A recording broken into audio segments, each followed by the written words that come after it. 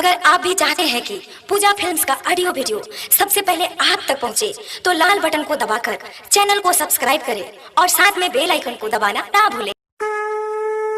प्रेम से बोलो रवलिया रंदेवी की। Music by DJ Mohan, DJ Rakesh Kotwa, DJ Rakesh Kotwa, DJ Rakesh Kotwa, DJ Rakesh कोटवा। अरे यारे ननद हे छोटक ननद झिझिया साझे बेरा के लई हे।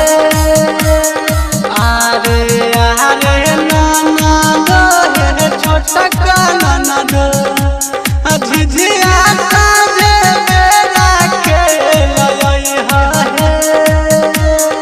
आँखिया में करी काजलवा जानी ननद तू भूल जइहा हे।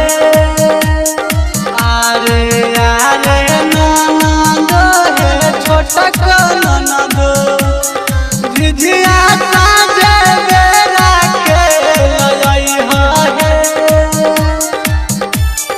DJ Rakesh Kotwa, DJ Rakesh music by DJ Mohan.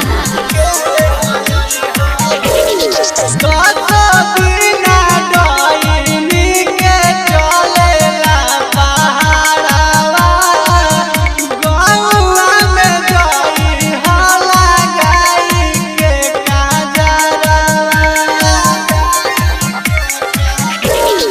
दस बिना डोइनी के चलेला पहाड़वा गौआ में गई हला गाई के काजरवा। सखी सहेली के संगवा जानी ननद झमेला करिहा हे। अरे यारे ननद ये छोटक ननद झिझिया साझे बेरा के लइहा हे। DJ Rakesh Kotwa, DJ Rakesh music by DJ Mohan. मिठाई लाल देवरा चली जाई साथे ननद के संगे संगे झिझिया लेके माथे। मिठाई लाल देवरा चली जाई साथे ननद के संगे संगे झिझिया लेके माथे। लभर बाबा के संगवा जल्दी ननद तू चल अइहा हे।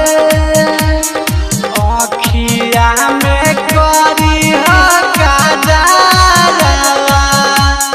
जानी ननद तू भूल जइहा हे। अरे यारे ननद हे छोटक ननद झिझिया साझे बेरा के लइहा हे। रिकॉर्डिंग स्टूडियो कोटवा।